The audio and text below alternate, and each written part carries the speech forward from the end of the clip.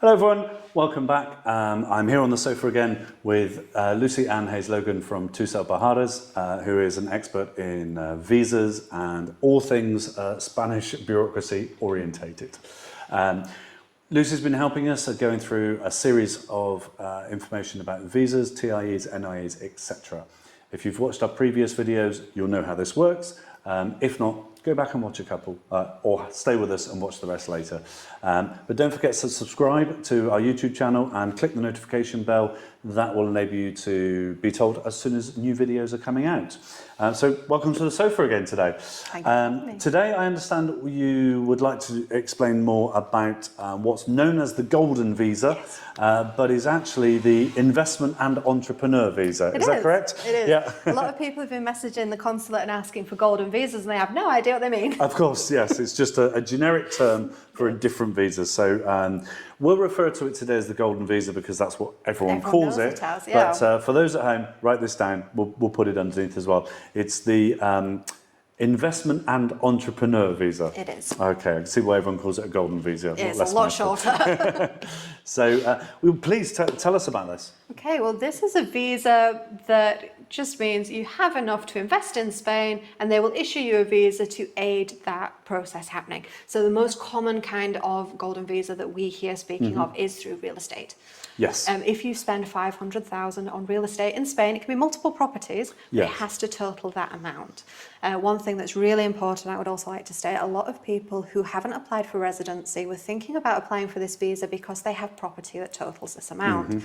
Unfortunately, if the property was acquired before the 28th of September 2013, it's not applicable. Okay. Why they chose that date, I couldn't really tell you. So it's the but that just seems 28th to be of the date. September 2013. Any property acquired before that Can date be used towards. cannot be used It can towards. be used anything from there forward. Yeah. Anything before Can't be used. can't Okay, be used, that's a very unfortunately. important point. It is. Also, it's important to mention that this 500,000 investment has to be the final price of the property. This is Yes. not including taxes. This does not include if part of it was mortgaged. That will not be able to use. You'll only be able to use the amount that was paid in the notary on that day in full.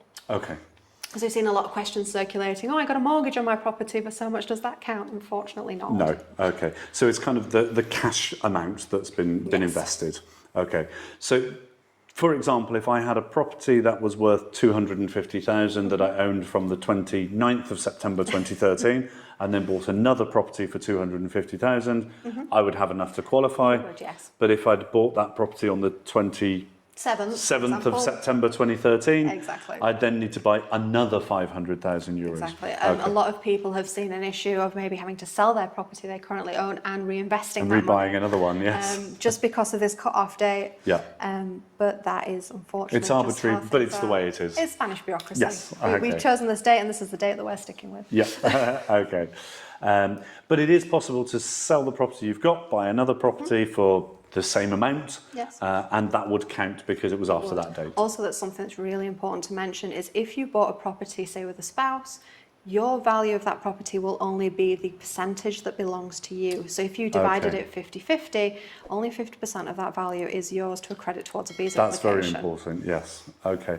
So if two people were applying for a visa, they could only use half each, but if one person was applying, they can still only use And they can half. apply for a beneficiary to apply onto their visa, but it is something to keep in mind if you're buying a property now and you're looking to apply for that golden visa, to purchase maybe the property in one person's name and keep it like that for the first 5 years. Because after you've applied for 5 years, you've done the renewals, you then apply for permanent residency here in Okay. Spain, where you don't have to worry about proving the funds, you don't have to worry about the standard consulate paperwork, you just become a standard resident. from Okay, there. so it sounds like that's a little bit complicated and might need some expert advice from yourself on individual circumstances. It so is, as most if you're watching things. at home, speak to Lucy. She knows her stuff. It's just one of those things, I'm afraid. It's very personal, and with it being such a large amount of money as well, you want to make sure you've got it right.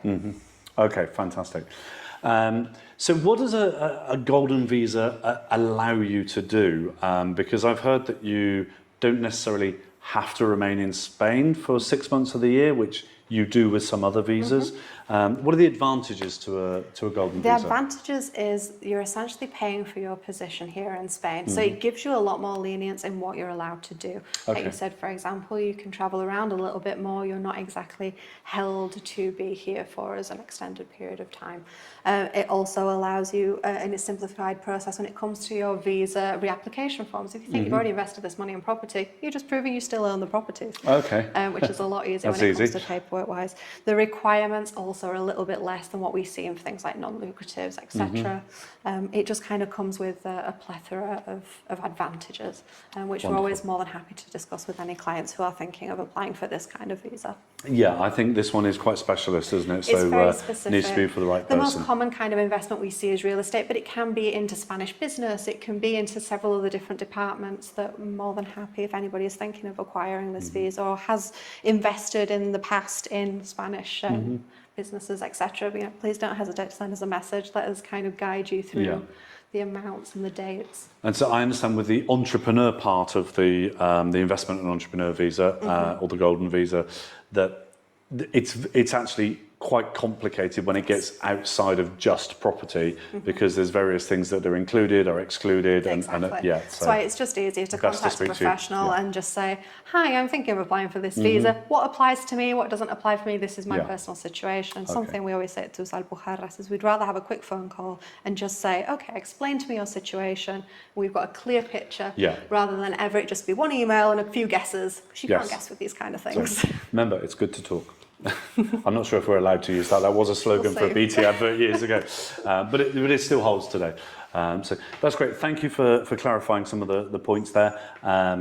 So for everyone watching, don't forget to subscribe, click the notification bell to get updates on the remaining videos or the other videos that are coming. Lucy, thank you for your time today. We'll be back with another video very soon. Goodbye for now.